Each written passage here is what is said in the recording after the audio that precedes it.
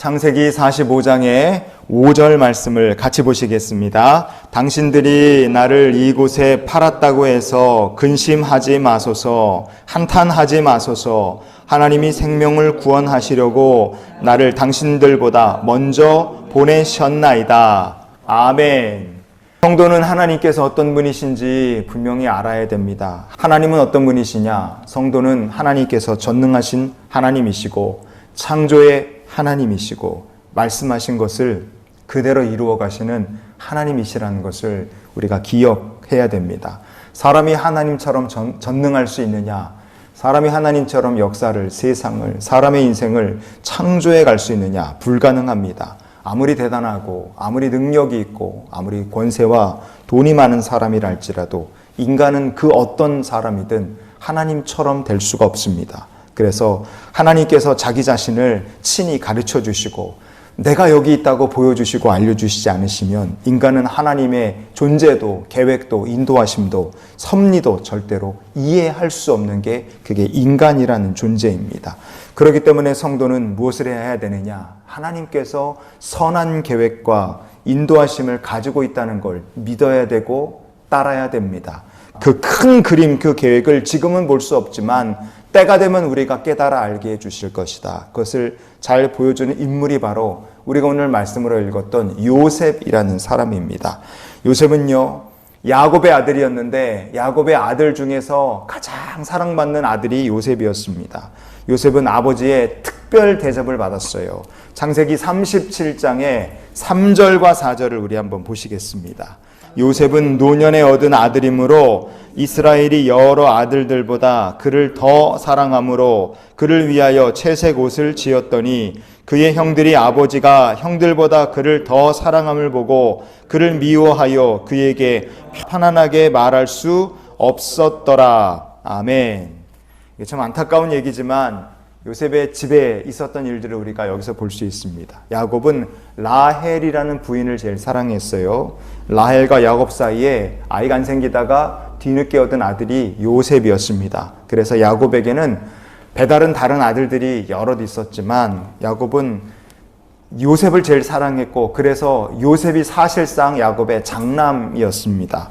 그 결과 야곱은 요셉을 위해 색깔이 있는 아름다운 옷을 지어서 입혔고 다른 아들들은 밖에서 힘들게 일을 하고 아버지를 도울 때 요셉에게는 아버지가 아무 일도 시키지 않았어요. 편안하게 아들을 보호한 겁니다.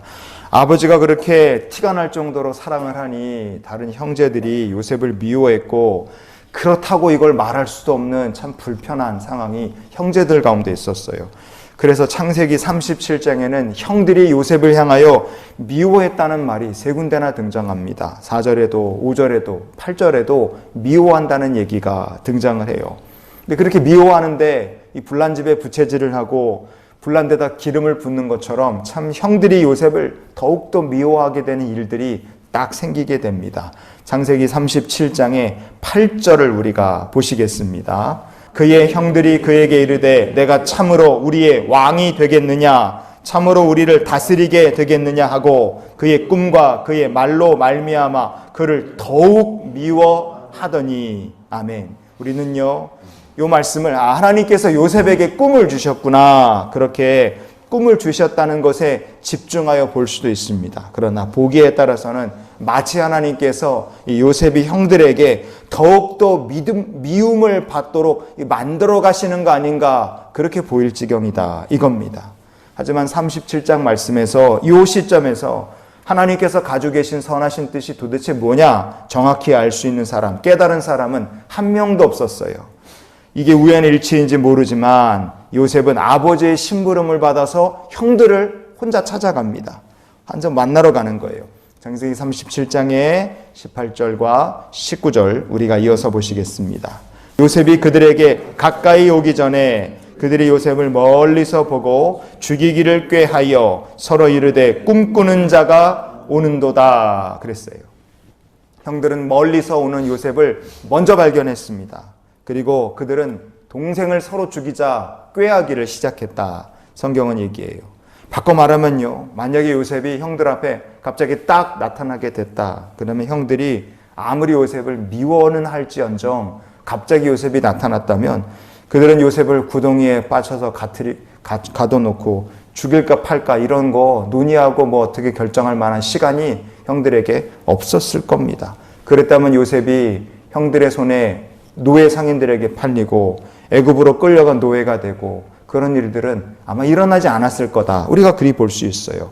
그러나 형들은 논의를 했고 동생을 그렇게 팔아 넘깁니다.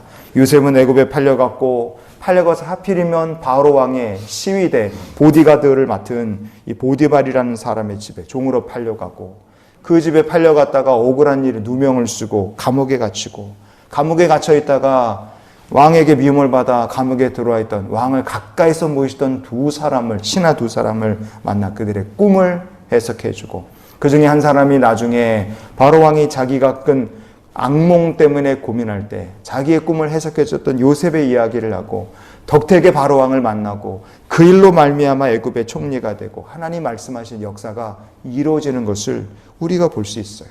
만약에 동생이 오는 걸 보고 형들이 충분히 얘기를 하고 동생 어떻게 할 것인가 미워하던 동생을 처리하려고 했던 형들이 그런 시간을 갖지 못했다면 이런 일들은 결코 일어나지 않았을 드라마 같은 사건이었다 이겁니다. 창세기 37장을 보면 그 누구도 하나님의 선하신 계획이 뭐야 도대체 큰 그림이 뭐야 아무도 몰랐어요. 억울한 일을 당하고 끌려갔던 요셉 자신도 하나님의 큰 계획이 뭔지 자기도 몰랐습니다.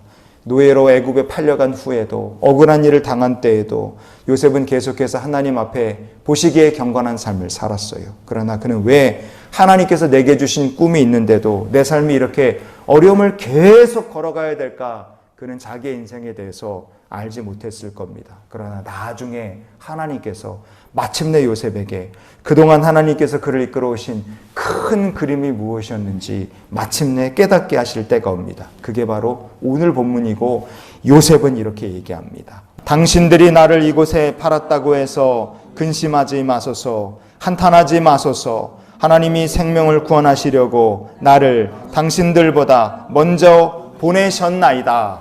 아멘. 하나님께서 품으신 큰 그림이 무엇이었는가? 요셉도 원래는 정확히 알지 못했습니다. 하지만 마침내 애굽이라는 곳에 큰 흉년이 찾아오고 양식이 떨어진 형들이 양식을 사기 위해서 애굽에 오고 요셉 앞에 엎드려서 구하게 됐을 때 그 모습을 보며 요셉은 마침내 하나님께서 품으신 큰 그림이 무엇이었는지 그는 마침내 깨닫게 됩니다. 하나님께서 생명을 구원하시려고 나를 당신들보다 먼저 보내신 것이다. 이것이 마침내 깨닫게 된 요셉의 고백이었어요. 성도 여러분, 내 삶이 지금 어디로 가고 있는가 도무지 모르겠다. 내 인생 도대체 어디로 가느냐, 도대체 나는 하나님의 계획이 뭔지 모르겠다. 요셉도 몰랐습니다. 요셉도 몰랐으나 우리의 삶을 선한 길로 하나님께서 인도해 가고 계시다. 내 삶을 하나님께서 요셉과 같이 선한 길로 인도하고 계시고 하나님께서는 놀라운 큰 그림을 가지고 계시다. 이것을 기억하며 주님의 인도하시는 그 길을 걸어갈 수 있는 우리 모두가 될 수 있기를 원합니다. 그래서 우리가 이런 기도로 오늘 한날의 삶을 살았으면 좋겠어요. 하나님, 오늘도 큰 그림을 가지고 제 삶을 인도하실 주님과 동행케 하여 주시옵소서. 요셉같이 똑똑한 사람도 오랜 세월 지난 후에야 나를 향하신 하나님의 인도하심이 무엇인지 그가 깨달아 알 수 있었습니다. 내 인생 어디로 인도하시는가 우리가 지금 모르는 거 당연합니다. 내 삶에 어려움이 생긴다면 여러분 그 어려움이 하나님의 선하신 뜻 인도하심과 섭리 속에 어떤 역할이 될지 지금은 몰라도 시간이 지나면 우리가 알게 될 날이 오게 하실 줄 믿습니다. 창세기 45장 8절은 얘기합니다. 그런즉 나를 이리로 보내신 이는 당신들이 아니요 하나님이시라. 주의 백성들은 하나님의 인도하심을 받고 있습니다.